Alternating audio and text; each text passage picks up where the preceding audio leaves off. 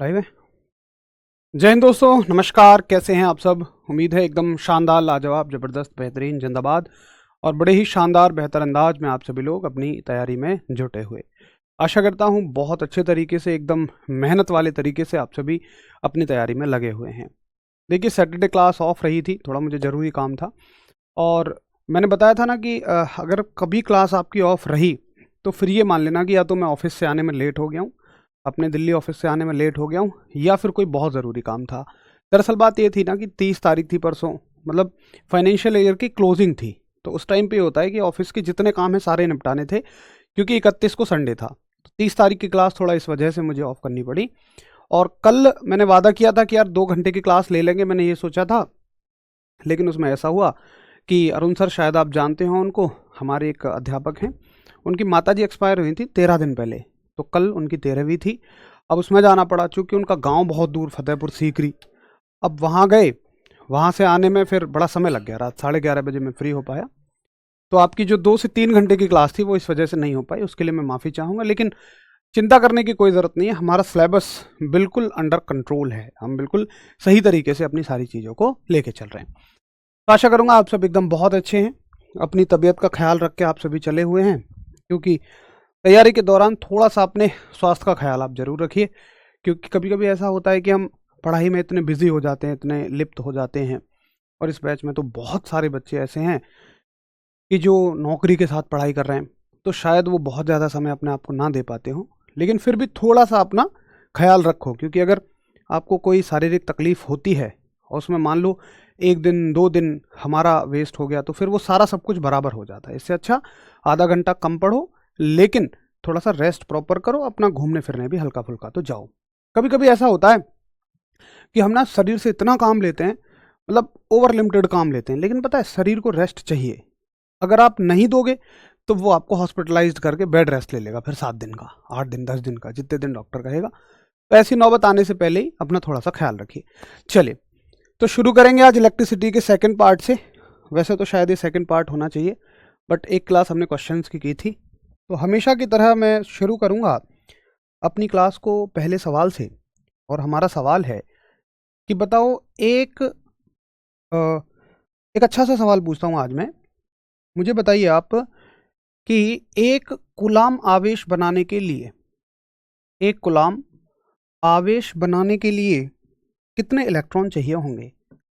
एक कूलाम आवेश के लिए मुझे कितने इलेक्ट्रॉन्स चाहिए?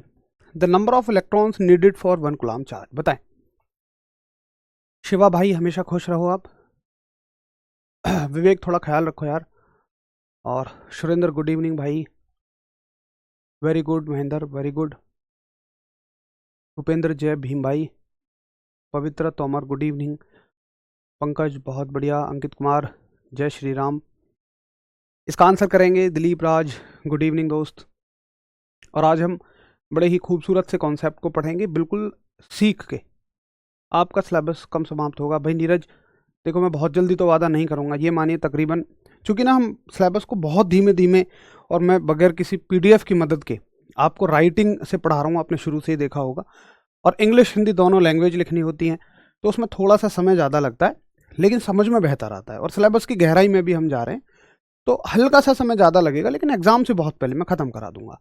और मैं वादा करता हूँ कि अगर आप गहराई को किसी भी विषय को पढ़ लो, ये विषय नहीं, गहराई से आप किसी भी विषय को पढ़ लो, निश्चित तौर पर आप उसमें कभी कंफ्यूज ही नहीं होंगे। तो सिलेबस लगभग आपका 60-65% कंप्लीट हो गया। अब आप देख लो कि 60% में कितना लगा, 40% में कितना लगेगा। रेशियो आप निकालना जानते होंगे। बहुत बढ़िया। तो देखो, कुछ जो दोस्त है ना, वो आंसर कर रहे हैं 1.6 गुणा 10 की पावर -19। वो आंसर करते हैं 1.6 गुणा 10 की पावर -19 कूलाम।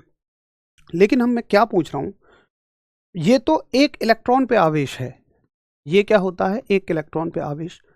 लेकिन मैं पूछ रहा हूँ आपसे कि एक कूलाम आवेश बनाने के लिए कितने इलेक्ट्रॉनों की आवश्यकता होती है? तो इलेक्ट्रॉन चाहिए हमें 6.25 गुणा 10 की पावर 28 इलेक्ट्रॉन, 10 की पावर 18 इलेक्ट्रॉन, सॉरी, इतने इलेक्ट्रॉन हमें चाहिए। और ये ऐसा क्वेश्चन है कि अगर मैं इस क्वेश्चन को दूं ना, तो मैं ए ऑप्शन ये दूंगा, 50% तो यही ढेर हो जाएंगे। तो ऐसी बारीक बारीक चीज़ों में ही हमें अंतर करके आगे चलना है। ये मानो 50% कंपटीशन तो आपका यहीं खत्म हो जाएगा। तो ध्यान से चीज़ों को देख के चलना है। बहुत बढ़िया। अब देखिए, उस दिन हमने खत्म किया था आवेश और कूलाम का नियम, जिसमें हमने ये जाना था कि किस प्रकार से दो आवेश होते हैं वो दोनों एक दूसरे पर फोर्स लगाते हैं। कैसे लगाते हैं? चाहे अट्रैक्टिव लगाते हों, चाहे रिपल्सिव लगाते हों, यानी चाहे आकर्षण का लगाते हों, चाहे वो प्रतिकर्षण का लगाते हों। अब आवेश के बाद जो राशि आती है, ये आती है आपकी विद्युत विभव। एक बहुत ही बेहतर राशि, विद्युत विभव। इसको आप बोलते हैं इंग्लिश में इलेक्ट्रिक पोटेंशियल। इलेक्ट्रिक पोटेंशियल, और इसको हम V से दिखाते हैं। देखिए क्या होता है। अच्छा, विभव जो शब्द है ना, पोटेंशियल जो शब्द है, ये ऐसा नहीं है कि भाई फिजिक्स के लिए बस रिजर्व हो, ऐसा नहीं है। ये शब्द तो सामान्य भाषा का शब्द है। पता है, जब आप किसी शब्द की परिभाषा को जानते हैं ना, चाहे इंग्लिश में चाहे हिंदी में, तो ये मानो कि आप उसके बारे में आधी चीज तो वहीं जान लेते हैं। जैसे पोटेंशियल का मतलब होता है क्षमता, कुछ कर दिखाने की क्षमता। अब यहाँ पे चार्ज से क्या मतलब है उसका? इस कर दिखाने की क्षमता का चार्ज से क्या मतलब है? देखो, चार्ज से मतलब होता है इस कर दिखाने की क्षमता का, जैसे मानो कि यहां पे पड़ा हुआ है एक 5 कूलाम का आवेश, ठीक है। अब ये 5 कूलाम का आवेश मान लो प्लस का है, तो ये किसी अन्य प्लस के आवेश को दूर भगाएगा अपने से। अच्छा, मैं तुमसे ये पूछूं कि भाई ये कितनी दूर भगाएगा? मान लो जी ये रखा है मुंबई में, तो क्या ये दिल्ली में रखे हुए चार्ज को दूर भगा देगा? क्या उसको आवेश को दूर भगाएगा? नहीं यार, भाई इतनी दूर तो नहीं भगाएगा। तो इसकी भी कुछ क्षमताएं हैं, इसकी भी कुछ लिमिटेशंस हैं। तो ये क्या कहता है कि देखो भाई, मेरा जो किसी आवेश को, अगर कोई प्लस का आवेश आएगा तो उसको दूर भगाने का जो एरिया है ना, ये इतना है। यानी कि अगर यहां कोई भी आया, अगर प्लस का होगा तो मैं उसे दूर भगाऊंगा, और अगर माइनस का आया तो मैं उसे खींच लूंगा। जैसे मानो मैं एग्जांपल लेता हूं, एक 2 कूलाम का आवेश है मेरे पास, -2 कूलाम। अब अगर ये इसमें आएगा अंदर, यहां घूम रहा है, कोई दिक्कत नहीं है। ये आवेश क्या कह रहा है कि देख भाई, तू मेरे क्षेत्र से बाहर घूमता रहे, कोई समस्या नहीं, लेकिन तूने मेरे इलाके में कदम भी रखा ना भाई, तुरंत अपने पास खींच लूंगा और गोली लगवा दूंगा। और अगर ये प्लस का चार्ज हो तो ये कहेगा देख, यहां घूम, कोई समस्या नहीं, अगर तूने मेरे इलाके में कदम भी रखा ना भाई, इलाके से दूर खदेड़वा दूंगा। ठीक है। अच्छा जी, तो ये समझ में आता है कि हर एक आवेश का अपने आसपास एक एरिया होता है, एक क्षेत्र होता है, जिसमें उसकी ताकत को महसूस किया जा सकता है। पहले इसको ही समझ लो, इसको बोलते हैं विद्युत क्षेत्र। तो पहले इसी की परिभाषा लिख लो, ये होता है आपका विद्युत क्षेत्र। तो विद्युत क्षेत्र क्या होता है? विद्युत क्षेत्र यानी कि इलेक्ट्रिक फील्ड। इलेक्ट्रिक फील्ड, देखो इलेक्ट्रिक फील्ड क्या होता है? इलेक्ट्रिक फील्ड एक ऐसा क्षेत्र है, अच्छा इसको ई से रिप्रेजेंट करते हैं ना, वैद्युत क्षेत्र को दिखाते हैं हम ई से। तो वैद्युत क्षेत्र हो गया किसी आवेश के आसपास का वह क्षेत्र, लिखते भी रहेंगे साथ में, किसी आवेश के चारों ओर का वह क्षेत्र जिसमें कोई अन्य आवेश, जिसमें कोई बाहरी आवेश लिख देते हैं, यानी बाहर का आवेश, जिसमें कोई बाहरी आवेश बल महसूस करता है। क्या महसूस करता है? बल महसूस करता है। अब भाई वो आकर्षण का होगा या प्रतिकर्षण का, ये तो डिपेंड करेगा नेचर ऑफ चार्ज पे। इंग्लिश में लिखेंगे आप कि the area around a charge in which an external charge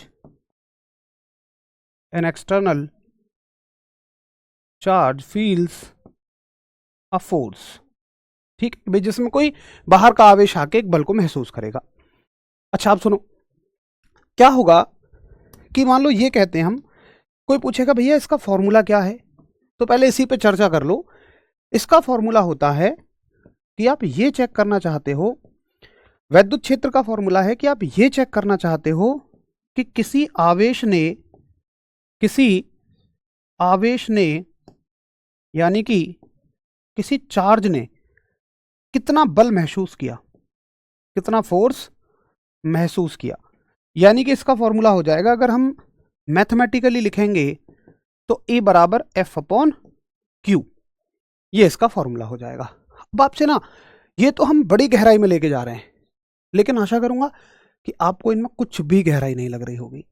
अगर आप एक बार कॉन्सेप्ट समझ लेते हैं तो इनको समझना बहुत आसान है।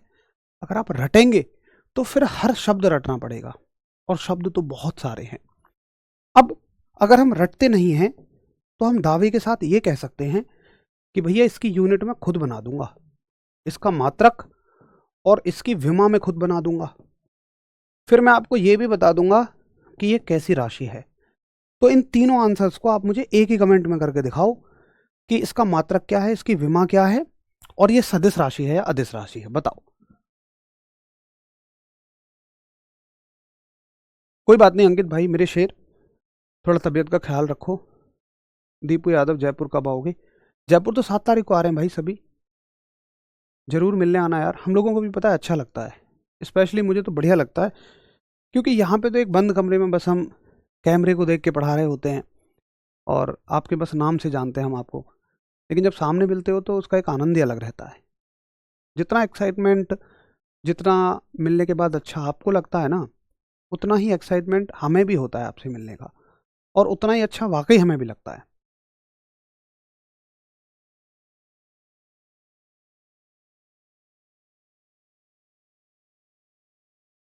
नोट करेंगे सभी एक बार और फिर थम्स अप करेंगे, और सारे आंसर्स भी करिए, 3 के तीनों। बहुत सारा आभार भाई दीपू, बहुत अच्छा पढ़ाते हैं आप, सब बड़ी मेहनत के साथ पढ़ते हैं। नितिन कहते हैं N/Q। अरे यार आवेश का मात्रक क्यू होता है क्या? आवेश का सिंबल है क्यू तो यार। बहुत बढ़िया, तो खेतराम का सबसे पहला आंसर आया है, वेरी गुड। सोनू का भी अच्छा आंसर आया है, बहुत बढ़िया, वेरी गुड। तो बहुत सारे बच्चों के एकदम बढ़िया आंसर आ रहे हैं। और देखो इसमें है ही क्या, अगर हमने चीजों को समझा है तो हम ये कहेंगे कि वैद्युत क्षेत्र का मात्रक क्या होगा? बल का मात्रक बटे आवेश का मात्रक। भाई बल का मात्रक क्या है? न्यूटन। बल का मात्रक क्या है? न्यूटन। और आवेश का मात्रक है कूलाम।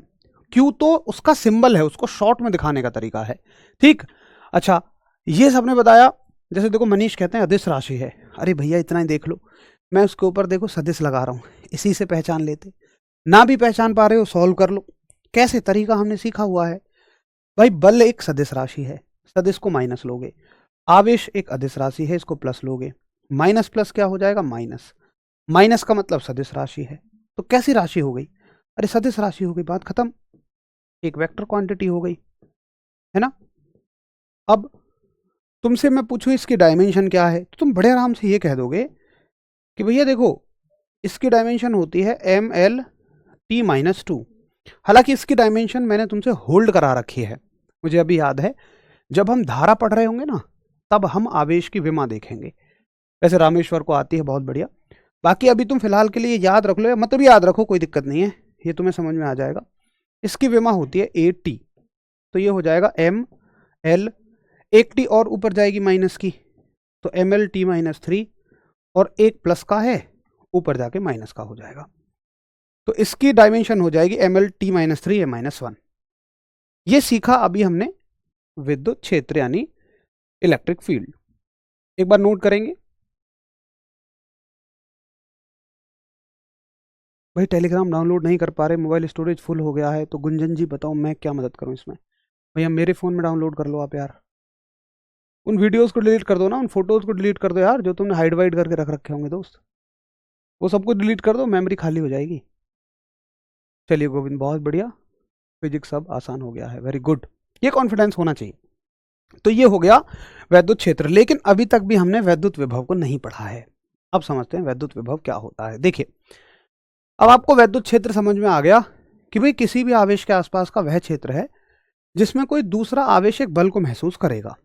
अब हो क्या रहा है, ये बेचारा आवेश जैसे ही यहाँ घुसे, ये इसको पटक के मार दे, दूर फेंक के भगा दे, क्योंकि प्रतिकर्षण का बल लगाता है। ये आवेश जैसे ही घुसने की कोशिश करे, थोड़ा सा जाने की कोशिश करे, तो ये वाला आवेश इसको दूर भगा दे। मान लो तुम निकल के जा रहे हो वहां से, ये एक छोटा बच्चा ही कह रहा है भैया मुझे वहां छोड़ दो, तो तुम क्या करोगे इस पर, तुम कहोगे चलो जी। अब ये यहां तक तो तुम्हें कोई दिक्कत नहीं लगेगी, लेकिन जैसे ही, अब महसूस करना इस बात को, लेकिन जैसे ही तुम इसको अंदर ले जाओगे तो तुम्हें महसूस होगा कि इसके द्वारा इस पर बाहर की तरफ कोई फोर्स लगाया जा रहा है, उसके बदले तुम इस पर अंदर की तरफ फोर्स लगाओगे। बोलो यस या नो। तुम्हें इसको एक जगह से दूसरी जगह हटाने में अंदर की तरफ फोर्स लगाना पड़ेगा।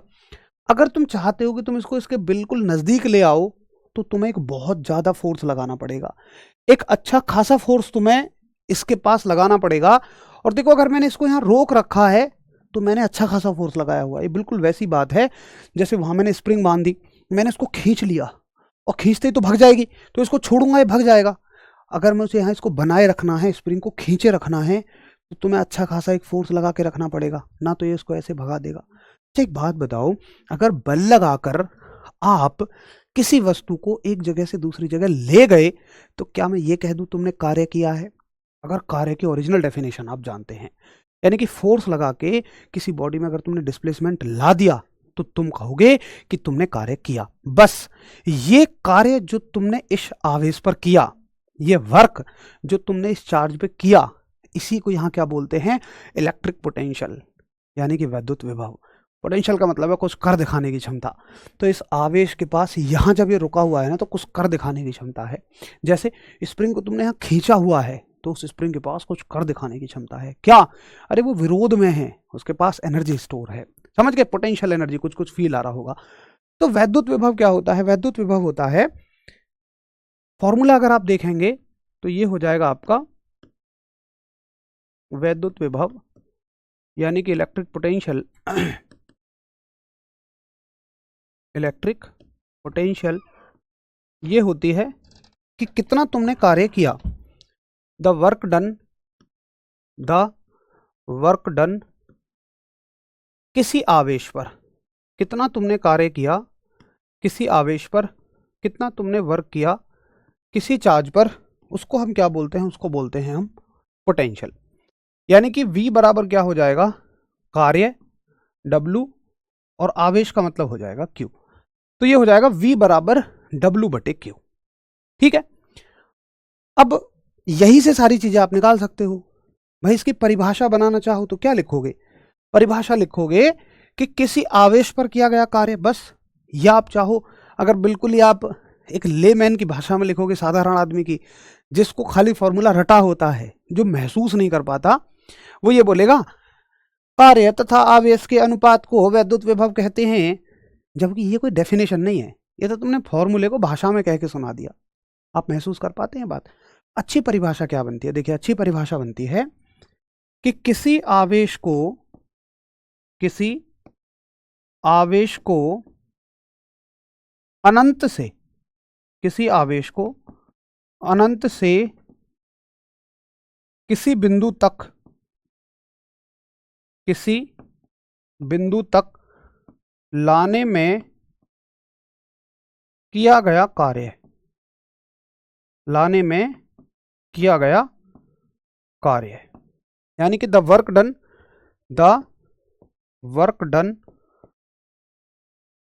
To bringing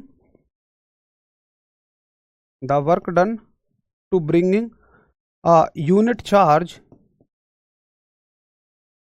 from infinity। ठीक है, तो किसी आवेश को लाने में किया गया कार्य। ये बता दीजिए, आवेश कहाँ पाए जाते हैं? क्या फ्री प्लेस पर भी पाए जाते हैं? भैया गुंजन जी मुझे ये बताओ, फ्री प्लेस क्या होता है यार? मेरी समझ में तो फ्री प्लेस ही नहीं आ रहा। न्यूटन पर कूलम्ब का मतलब क्या है? रमेश जी आप बीच में से जुड़े हैं, फिर तो अगर आप बीच में से जुड़े हैं तो फिर चीज़ें आपको समझ नहीं आएंगी। आप एक बार शुरू से क्लास देखो, अगर आपको न्यूटन कूलम्ब ना समझ में आए तो कह देना।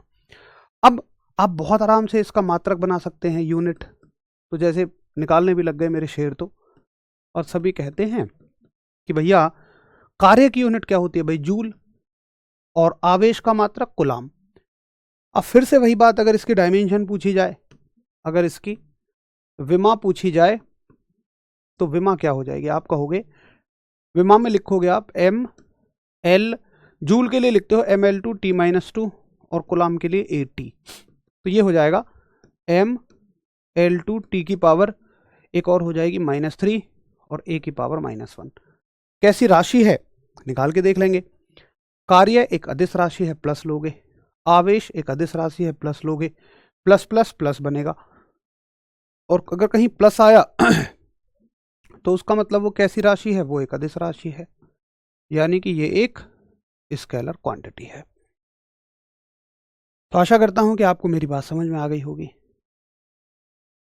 चलिए अंकित, बहुत बहुत बहुत सारा प्यार भाई, और मैं तो बस अपना एक फ़र्ज पूरा कर रहा हूँ। आप सभी बड़े ध्यान से पढ़ते हैं चीज़ों को, तो इस वजह से आपको अच्छे से समझ में भी आता है। बाकी मैं ऊपर वाले से यही प्रार्थना करूँगा कि आप सभी को ऐसी सद्बुद्धि दे, अच्छे से ध्यान से पढ़ते रहने की हमेशा।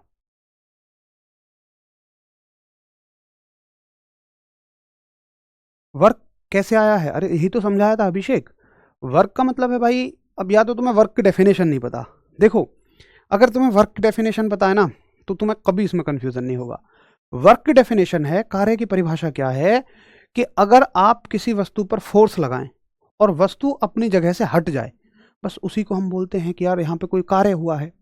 फोर्स लगाने से डिस्प्लेसमेंट आ जाए। अब इतने में नहीं समझ में आया तो फिर तुमने वर्क का चैप्टर ही नहीं पढ़ा। पूरा चैप्टर है वर्क का।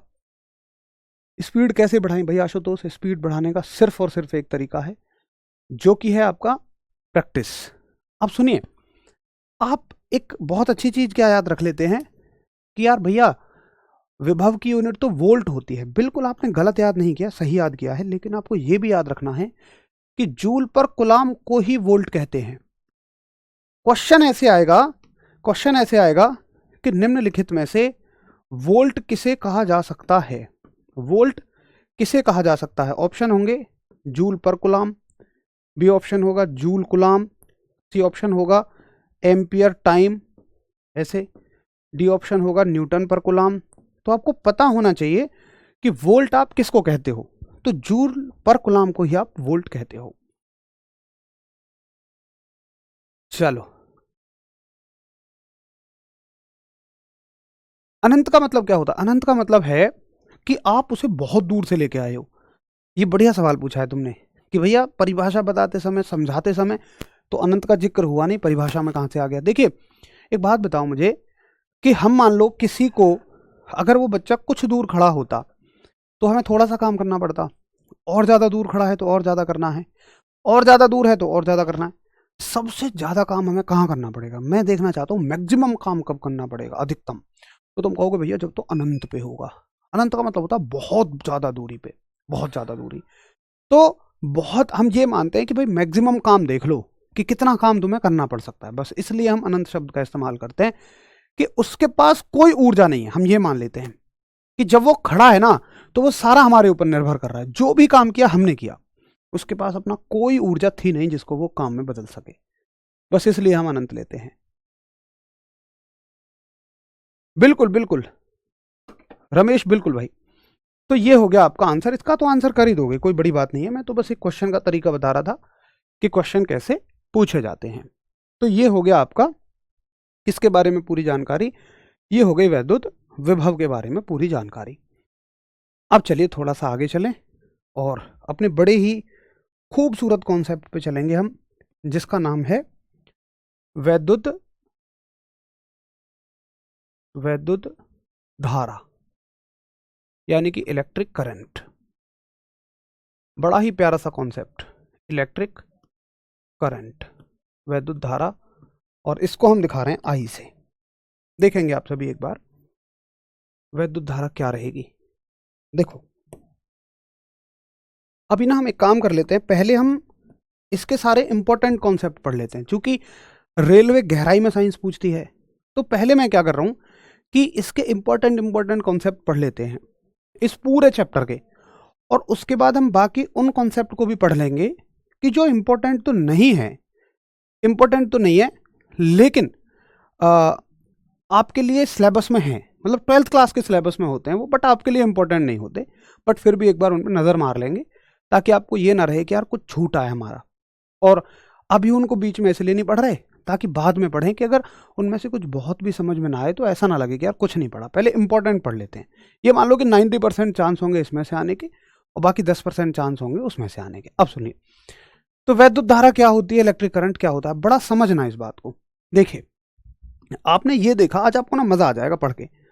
आपने ये देखा कि जब शुरुआत में हमने पेन को बालों में घिसा था तो पेन पर इलेक्ट्रॉन आके बैठ गए थे। मैंने ये शब्द इस्तेमाल किया था कि इलेक्ट्रॉन आकर पेन पर जमा हो गए थे, बैठ गए थे, ये चल नहीं पा रहे थे। क्यों? क्योंकि पेन होता है, अगर ये पेन है तो पेन कैसा है, कुचालक है। जो इंसुलेटर्स होते हैं, जो कुचालक होते हैं ये इलेक्ट्रॉन्स को चलने के लिए रास्ता ही नहीं देते। ये तभी कुचालक होते हैं क्योंकि इनमें इलेक्ट्रॉन चल नहीं पाते हैं। अब जब चल नहीं पाते इलेक्ट्रॉन, तो कोई भी इलेक्ट्रॉन का मतलब क्या है, बहुत सारे इलेक्ट्रॉन हो गए। और बहुत सारे इलेक्ट्रॉनों का मतलब है कि उन्होंने एक आवेश बना दिया। आवेश क्या था, चार्ज क्या था, कलेक्शन ऑफ द इलेक्ट्रॉन्स था। अगर आपने हर एक चीज को अच्छे से रिवाइज किया है ना, तो ऐसे एक कड़ी जुड़ जुड़ के चेन बन जाएगी, मजा आ जाएगा। और आपने रिवाइज नहीं किया तो भाई कोई भी कड़ी छूटेगी और वहीं से आपकी चेन कमजोर रहेगी। अगर आप मेरी बातों को समझ पा रहे हो तो मजा आ रहा होगा आपको कि बहुत सारे इलेक्ट्रॉन मिलकर चार्ज बनाते हैं, आवेश बनाते हैं। जैसे मान लो यहाँ पे हमने इतने इलेक्ट्रॉन रखे कि उन्होंने 10 कूलाम का आवेश बना दिया, तो 10 कूलाम के आवेश के हिसाब से यहाँ एक वैद्युत क्षेत्र बन जाएगा कि नहीं।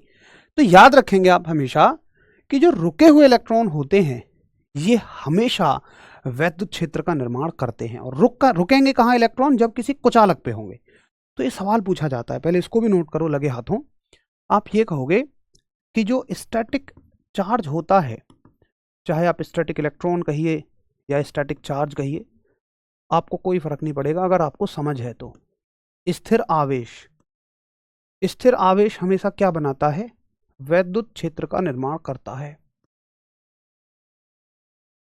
वैद्युत क्षेत्र बनाता है, ऐसे लिख देते हैं। ये सवाल आता है कि बताओ स्थिर आवेश क्या बनाता है, तो आप कहेंगे वैद्युत क्षेत्र बनाता है। तो आप कहेंगे creates an electric field, creates an electric field. कि भाई रुका हुआ आवेश हमेशा एक विद्युत क्षेत्र बनाएगा। अच्छा, जरा बताएंगे क्या ये आपको समझ में आ रही है? एक बार हम सब करें, अब आगे बढ़ें।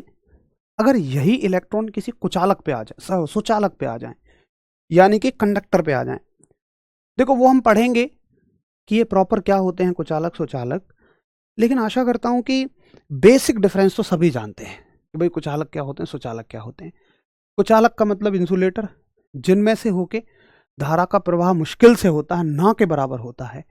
ऐसे मत कहना होता ही नहीं है, ये कहना ना के बराबर होता है। और ये वो हैं जिनमें से होकर धारा का प्रवाह हो जाता है, उन्हें कहते हैं हम सुचालक यानी कि कंडक्टर। ठीक है। अच्छा, अब आप ये देखिए कि सुचालक को जैसे ही आप कहीं से इलेक्ट्रॉन दोगे, जैसे ही इसको एक इलेक्ट्रॉन मिला, जैसे मान लो एक कॉपर का तार है, कुछ भी है, जैसे ही इसको एक इलेक्ट्रॉन मिलेगा तो इलेक्ट्रॉन क्या करता है, चलना शुरू कर देता है इसमें। ये इलेक्ट्रॉन को आगे बढ़ने का रास्ता देता है। अब जैसे ही कोई इलेक्ट्रॉन आगे बढ़ेगा, जैसे ही कोई इलेक्ट्रॉन आगे बढ़ा, तो ये मान लो इसके चलने से धारा उत्पन्न होती है, इसके चलने से इलेक्ट्रिक करंट बनता है।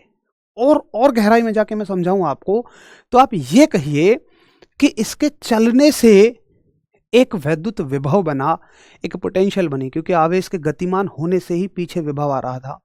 इसके चलने से एक इलेक्ट्रिक पोटेंशियल बनी और पोटेंशियल के साथ क्या बनी, धारा बनी, करंट बना। तो इलेक्ट्रॉनों के बहने को ही, इलेक्ट्रॉनों के आगे बढ़े चलने को ही हम क्या कह देते हैं, धारा कह देते हैं। अब इसमें भी फर्क है। क्या फर्क है? मान के चलो कि एक इलेक्ट्रॉन कॉपर के तार में यहां से लेके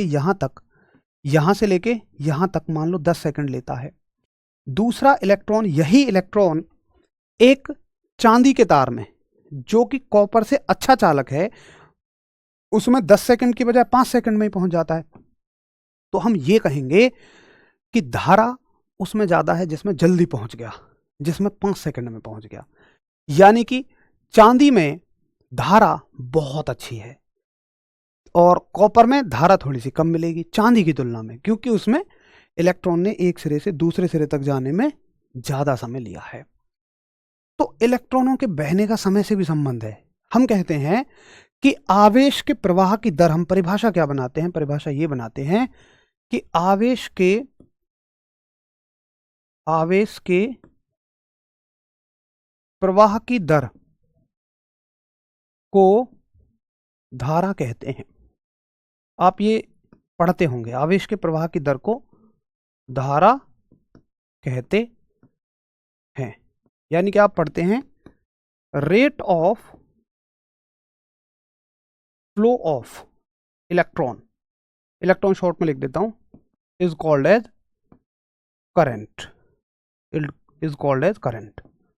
तो याद रखना कि जो रुका हुआ आवेश होता है, स्टैटिक चार्ज जो होता है, वो हमेशा विद्युत क्षेत्र बनाता है और चलता हुआ इलेक्ट्रॉन हमेशा धारा बनाता है, यानी कि करंट बनाता है। ठीक है, मोहित कहते हैं क्वेश्चन रेडियो ऑपरेटर में आया था, बहुत इंपॉर्टेंट सवाल है, पूछा जाता है परीक्षाओं में। तो आप चाहे देखो, मेरी कोशिश होती है कि कहीं आपको अगर फॉर्मूला याद है तो मैं फॉर्मूला पहले लिख के परिभाषा बना देता हूं। इसकी परिभाषा ज्यादा याद होती है तो इससे फॉर्मूला बना लो कि भाई धारा किसे कहा जाता है, धारा यानी कि करंट कहा जाता है आवेश के प्रवाह की दर को। तो इसकी परिभाषा बनेगी आवेश बटे समय, यानी कि चार्ज पर यूनिट टाइम। अब इसमें हम डेफिनेशन क्या लिखेंगे, हम लिखेंगे भाई I बराबर आवेश क्या हो जाएगा Q और धारा हो जाएगी T। ये लो जी, बन गई आपके पास डेफिनेशन। बहुत बढ़िया। गुड कंडक्टर तो यार देखो कोई भी हो ही सकता है, इलेक्ट्रिसिटी का गुड कंडक्टर, लेकिन एक होता है ना बेस्ट।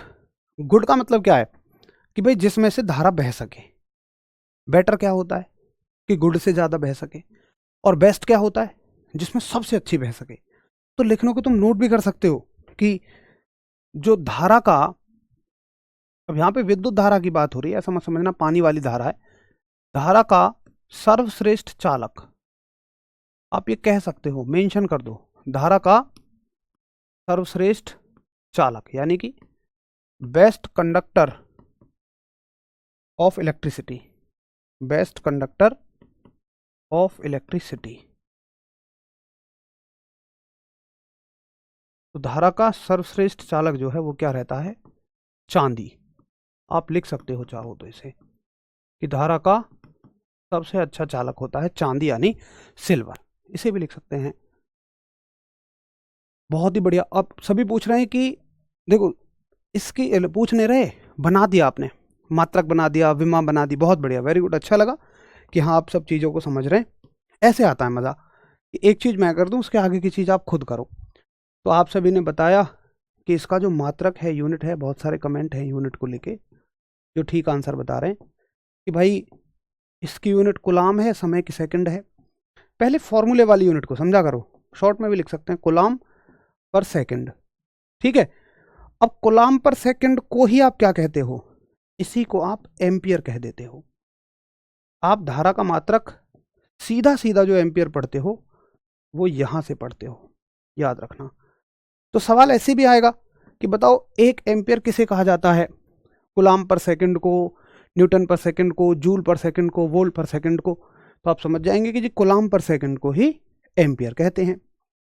अब आते हैं इसके डायमेंशन। तो आपको याद हो, आप कैसे निकालोगे, आप निकालोगे इसकी डायमेंशन बटे इसकी डायमेंशन। लेकिन मैंने तो अभी तक आपको इसकी डायमेंशन भी होल्ड पर डलवा रखी थी। क्यों डलवा रखी थी, क्योंकि आपको ध्यान है कि विद्युत धारा एक मूल राशि थी, इलेक्ट्रिक करंट एक फंडामेंटल क्वांटिटी थी, और मूल मात्रक ही था, इसका फंडामेंटल यूनिट थी। तो इसकी डायमेंशन डायरेक्टली आती है, किसी से निकल के नहीं आती है। ऐसा नहीं है इसकी डायमेंशन इससे निकल के आएगी, नहीं, इसकी डायमेंशन डायरेक्ट आती है। और इसकी डायमेंशन क्या थी, आपको याद हो तो इसकी डायमेंशन ए थी।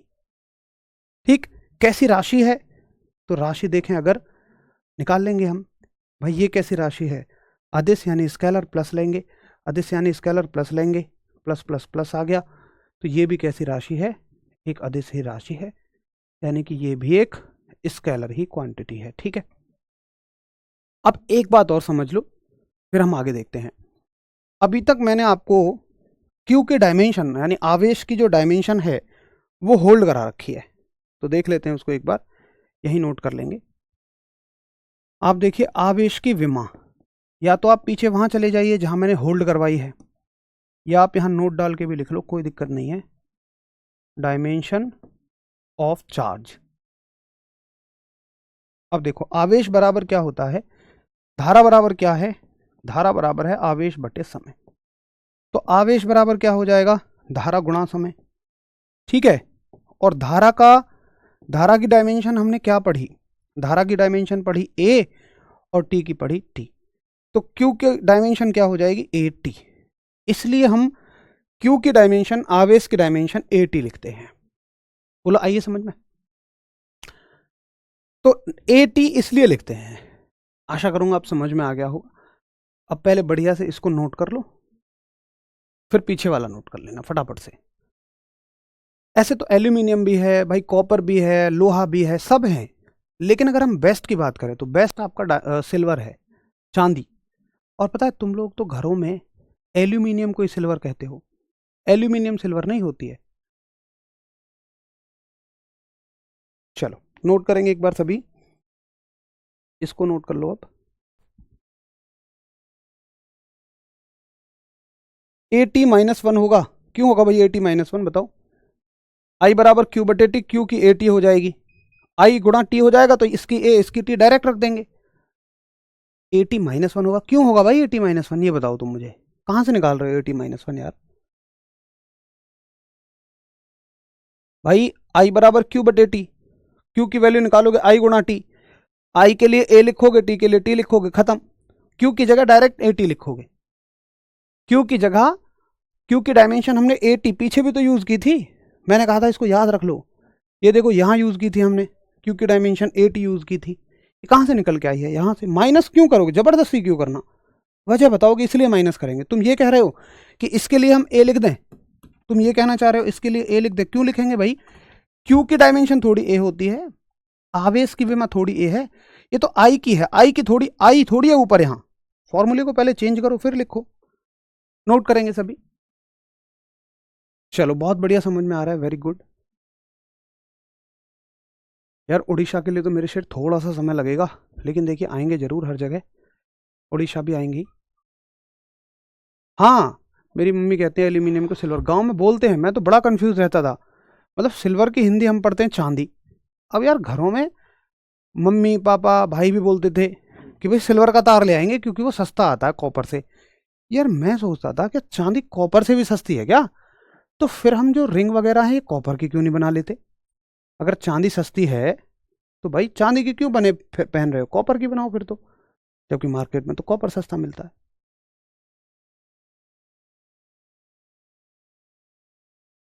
चलो धारा की विमा ए होगी, बिल्कुल धारा की विमा ए होगी। ये तो अब क्यों पूछ रहे हो भाई से, अब तुम पूछ रहे हो तो फिर तुम्हारा रिवीजन ठीक नहीं है।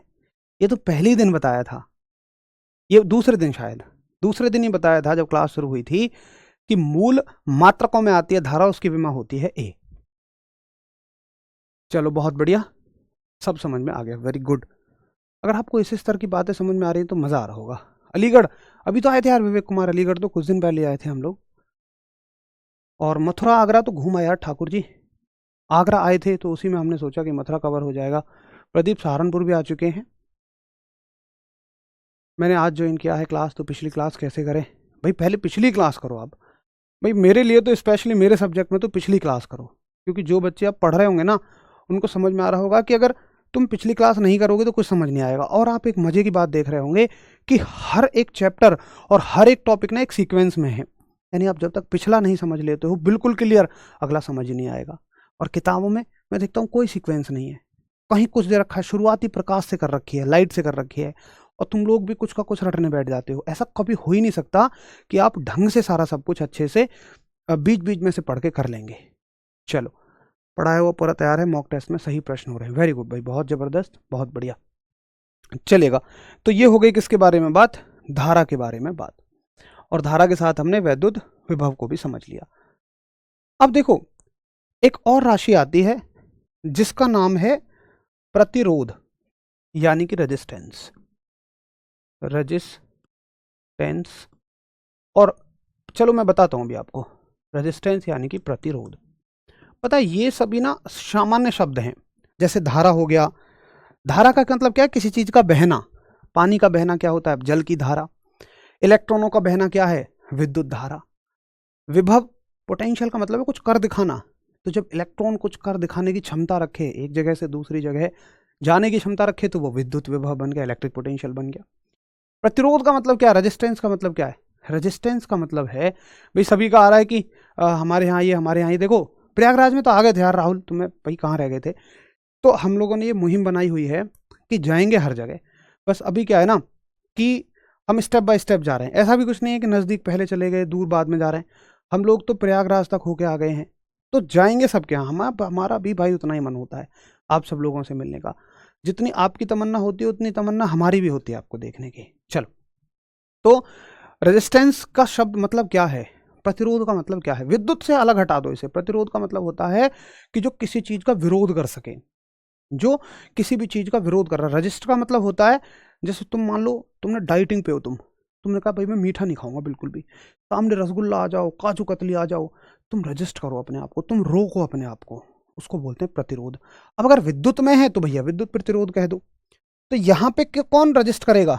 निश्चित ही कुछ इलेक्ट्रॉन रजिस्ट कर रहे होंगे। तो अगर इलेक्ट्रिक में है, विद्युत के चैप्टर में है, तो इलेक्ट्रिक रेजिस्टेंस कह दो, यानी कि इसको बोलते हैं हम विद्युत प्रतिरोध। अब निश्चित ही यहां पर कौन रजिस्ट करेगा? यहां पर इलेक्ट्रॉन्स को रजिस्ट किया जा रहा होगा। समझ में आती है ये बात? तो इलेक्ट्रिक रेजिस्टेंस यानी कि विद्युत प्रतिरोध। अब देखेंगे जरा कि क्या होता है विद्युत प्रतिरोध, और इसको दिखाते हैं हम आर से। देखो जैसे मैंने आपको पीछे बताया कि कुछ तो ऐसे होते हैं जो अच्छे चालक होते हैं, यानी जो इलेक्ट्रॉन्स को बढ़िया बढ़ाते हैं आगे। कुछ ऐसे होते हैं जो थोड़ा कम बढ़ाते हैं, कुछ ऐसे होते हैं जो बेकार बढ़ाते हैं। जैसे ये बिल्कुल उसकी तरह है कि मानो आपके पड़ोसी ने आपको दिए 20 रुपये और आपसे कहा कि भैया 15 रुपये का सामान ले आओ। तो आप कहोगे ठीक है, 15 रुपये का सामान ला के 5 रुपये उन्हें लौटा दोगे। क्या ऐसा होगा? मेरे हिसाब से तो शायद कभी नहीं। आप अपना किराया जोड़ोगे, आप 2-1 रुपये का खा जाओगे। हो सकता है कोई 1 रुपये का खाए, हो सकता है कोई 2 का खाए, हो सकता है कोई 3 का खाए, हो सकता है कोई 4 का खाए, हो सकता है कोई पूरे 5 खा जाए, हो सकता है कोई तो महान खिलाड़ी ऐसा भी हो तुम में से कि पहले खाई जाए 5 रुपये का, और बाद में दुकान पे दूसरी पे जाके देखे सामान ही नहीं मिला 15 का, अपनी जेब से और देने पड़ गए। तो देखो देखी जाए तो मान लो मैं 4 तरह के वायर ले लेता हूँ या 3 तरह के वायर ले लेता हूँ। मान लो सिल्वर है, उसके बाद मैंने ले लिया कॉपर, उसके बाद एल्यूमिनियम ले लिया, उसके बाद लोहा ले लिया। ठीक है, ये मान लो सिल्वर है, सिल्वर, और ये चांदी है सिल्वर का मतलब। ये कॉपर है, कॉपर का मतलब तांबा। ये ले लिया मैंने मान लो एल्यूमिनियम, एल्यूमिनियम और ये ले लिया आयरन, आयरन, लोहा। अब मान लो मैंने इन सबको दिया 20 एम्पियर का करंट, इनके एक एक सिरे पे 20 एम्पियर का करंट दिया। हो सकता है कि सिल्वर 90 एम्पियर दे दे आपको, यहाँ 1 एम्पियर खाए। हो सकता है 18 एम्पियर दे, हो सकता है 16 एम्पियर दे, हो सकता है ये 14 एम्पियर ही दे। मतलब मैं तो बस एक अंदाजा बता रहा हूँ आपको, एक ऑर्डर बता रहा हूँ कि हर एक चालक तार पूरे इलेक्ट्रॉन्स को आगे नहीं बढ़ाता, वो उनके मार्ग में रुकावट डालता है। अब ये हर एक तार की, ये डिपेंड करता है हर एक तार पे, हर एक तरह के मटेरियल पे कि कौन कितना प्रतिरोध डालेगा। तो धारा के मार्ग में एक रुकावट डलती है, इसी को बस हम विद्युत प्रतिरोध कहते हैं। ठीक है, तो डेफिनेशन लिखेंगे कि धारा के मार्ग में रुकावट को प्रतिरोध कहा जाता है। धारा के मार्ग में रुकावट, आप इसको बोलोगे कि यह है धारा के मार्ग में रुकावट, यानी कि obstacle in the path of current.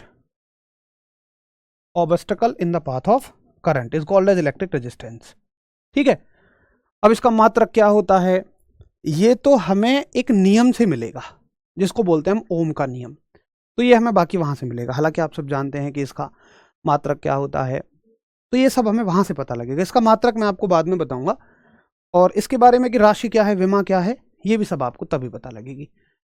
तो अभी हम लोगों को थोड़ा सा उसके लिए समय चाहिए होगा। ओम के नियम को समझने के लिए मुझे कम से कम 20 मिनट तो चाहिए, और अभी शायद हमारे पास 10-1 मिनट के आसपास हैं, तो हम ओम के नियम को फिर कल ही शुरू करेंगे। ठीक है, तो यहाँ तक का अच्छे से पढ़ के आना। ठीक है भाई प्रशांत, बिल्कुल मैं कोशिश करता हूँ और ज़रूर आपकी बात पे मैं अमल करूँगा। तो आज हमने बहुत सारी चीज़ों को सीखा है, और आप ये भी सीख पा रहे होंगे कि आप देखो ना, पहले हमने आवेश को पढ़ा। मैंने शुरू में ही बोला था कि आवेश जिसने समझ लिया सारी राशियां समझ लेगा।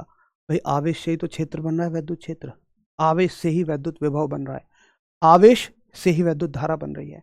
विद्युत प्रतिरोध को भी हम आवेश से ही परिभाषित कर रहे हैं। भाई धारा क्या है? धारा है बहुत सारे आवेशों का चल देना। तो सब कुछ इस चैप्टर में आवेश है, आवेश सब की जड़ है। इसको चार्ज समझ में आ गया, वो बाकी सारी चीज़ों को समझ लेगा। चलिए, भैया कह रहे सिलेक्शन होने के बाद सबसे पहले आपसे मिलने आऊँगा। मेरे शेर सिलेक्शन होने के बाद सबसे पहले अपने माता पिता से मिलना, अपने गुरुजनों से मिलना, और भी जो आपके आसपास हों जिन्होंने आपको स्कूली शिक्षा दी हो, क्योंकि उनका भी बड़ा ही उपकार रहता है। हम अक्सर उन अध्यापकों को तो याद रखते हैं कि जो हमारे सिलेक्शन की जर्नी में हमारे साथ करंट में होते हैं, लेकिन हम उनको अक्सर भूल जाते हैं जो हमारे साथ बचपन से थे। और कुछ अध्यापक तो वाकई ऐसे होते हैं कि जिन्होंने हमारे साथ इतनी मेहनत की होती है कि हमें लगता है कि हाँ यार, ये आदमी ना होता तो शायद आज मैं इस मुकाम पे कभी ना होता। मेरी ज़िंदगी में भी ऐसे ही अध्यापक रहे। और देखो भाई, मैं तो ये मानता हूँ कि जो एक विद्यार्थी वाला जीवन जो होता है ना, स्पेशली तैयारी करने वाले का, और तैयारी करने वाला कौन है? तैयारी करने वाला भी वो जो मध्यम परिवार से है, किसान परिवार से है। मैं तो ऐसे ही परिवार से था। उसकी ज़िंदगी में तो बड़ी ऊंच नीच रहती हैं। वो तो बेचारा, मैं तो मानता हूँ कि पूरी तैयारी ही 60% दूसरे लोगों के भरोसे करता है। उसके अंदर 40% ही दमखम होता है। कहीं पेपर देने जा रहे हो, कभी कभी किराए को पैसे नहीं होते, किसी से मांग के काम चलाया, गए कहीं रुके तो यार रिश्तेदार दोस्त का मकान देखते हैं क्योंकि होटल के पैसे नहीं है, यार नहीं मिला तो भाई धर्मशाला में सोए, धर्मशाला नहीं है तो फिर वहाँ स्टेशन पे सो गए। उसके बाद फिर आगे एग्ज़ाम में भाई किसी की मदद देखते हैं कि कोई कहीं छोड़ दे, कैसे भी कर दे। तो मैं तो मानता हूँ कि ये पूरा एक संघर्ष जो है ना, इसमें हमारे अकेले का हाथ नहीं होता है, माँ बाप का हाथ है। देखिए, माँ बाप आपके ऐसे हैं कि सबसे बड़ी चीज़ तो आपके क्रिएटर ही वो हैं। दूसरा उनका ये है कि आपको मोटिवेट करते रहते हैं। लेकिन उसके अलावा भी बहुत सारे लोग ऐसे होते हैं जो हमारी ज़िंदगी में होते हैं। जैसे मैं तो बताऊं, बहुत सारे लोग ऐसे हैं। मेरे तो एक अध्यापक थे। अध्यापक तो देखो सब अच्छा पढ़ाते हैं, और मैं ये नहीं कहता हूँ, कभी कभी ऐसा होता है ना कि कोई पढ़ाता बहुत अच्छा है, कोई पढ़ाने के साथ साथ सपोर्ट बहुत ज़्यादा करता है, मेंटल सपोर्ट बहुत कर देता है। तो एक मेरे अध्यापक थे 6 से 8 क्लास के बीच, जिन्होंने मुझे पढ़ाया। मैं गवर्नमेंट स्कूल से पढ़ा हुआ हूँ हमेशा। तो वो अध्यापक ऐसे कि एक तो स्कूल में अकेले अध्यापक थे वो, मतलब और अलॉट ही नहीं हो पा रहे थे टीचर। उन्होंने बहुत कोशिश की और टीचर आ जाएं, और वो ऐसे थे, इतनी मेहनत करते थे यार, कभी मैं डिटेल में बताऊंगा, इतनी मेहनत करते थे।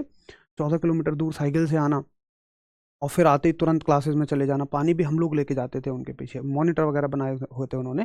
हालांकि मैं तो उनका एक ऐसा प्रिय शिष्य था जिसके ऊपर स्कूल की पूरी जिम्मेदारी थी। उनके आने से पहले प्रेयर वगैरह सारी मैं ही करा के रख लिया करता था। तो बस बच्चे उन्हें बैठे रेडी मिलते थे, बढ़िया जाना है उन्हें, बस अटेंडेंस वगैरह सारी मैं ही लगा देता था, बस जाना है उन्हें और क्लास लेनी है। और मजे की बात कि जितना उनका मैथ्स स्ट्रांग था उतनी ही उनकी संस्कृत स्ट्रांग, जितनी संस्कृत स्ट्रांग है उतनी ही उनकी इंग्लिश भी स्ट्रांग है। तो ये देख लो, जो तुम्हारे सामने खड़ा है ना, ये प्राणी, मैं तो कहता हूँ भाई, अगर वो अध्यापक मेरी ज़िंदगी में ना होते तो मेरी इंग्लिश हिंदी, आप देख पा रहे होंगे शायद भगवान की कृपा से, ठीक है, फिर भी इंग्लिश हिंदी ये सब तो ये सब उन्हीं की कृपा मानता हूँ मैं, जिन्होंने एक छोटे से बढ़ते हुए पौधे को सहारा दिया। और मैंने तो प्रण ले रखा है, कलेक्शन भी हो गया, सब कुछ हो गया भगवान की दुआ से। बस ऐसा हो रहा है कि मेरे ऑफिस से किस दिन बीच की छुट्टी मिले तो मैं सोच रहा हूँ, मैं तो सोच क्या रखा है, मैंने प्लान बना रखा है उनको जाके सम्मानित करूँ। अब तक इसलिए नहीं गया क्योंकि संडे मिलता है, संडे स्कूल ऑफ होता है, तो मैं घर जाके सम्मानित नहीं करूँगा, मैं सम्मानित करूँगा उन्हें स्कूल में जाके, उन बच्चों के सामने सम्मानित करूँगा मैं, सभी के सामने, कि जो उनसे पढ़ रहे हैं। बस मैं थोड़ा सा ये दिखाऊंगा कि भाई ये वो अध्यापक हैं जो आपको कहीं भी पहुंचा सकते हैं। तो मैं तो कहूँगा कि जब तुम्हारा सिलेक्शन हो जाए ना, तो ऐसे आदमी जिनके यहाँ कभी तुम रुके हो, कोई बड़ा भाई, कभी किसी ने कोई सपोर्ट किया हो, तो सभी को मिठाई जरूर खिलाना। तुम नहीं जा पा रहे हो, उनके अकाउंट में पैसे डाल देना कि भैया अपने आसपास मिठाई खा लेना, मिठाई बांट देना। उनसे, उन आदमियों को अच्छा लगता है, वो आगे औरों की भी मदद करते हैं। है ना। तो अपने उन अध्यापकों को भी जरूर सम्मानित करना, फिर हमारे पास आना। हम तो बहुत बाद में हैं आपके साथ, वो तो बहुत पहले से रहे हैं। चलिए, बहुत अच्छी सोच है वैसे आपकी भी, कि आपने ये भी कहा कि सर मैं आपसे मिलने आऊँगा, क्योंकि सफलता के बाद बहुत कम लोग याद रखते हैं, बहुत कम। हर आदमी अपनी एक दुनिया में मशगूल हो जाता है, लेकिन मैं कहूँगा समय जरूर निकालना। चलिए मेरे शेरों, मिलेंगे कल। भाई बहनों नमस्कार, धन्यवाद।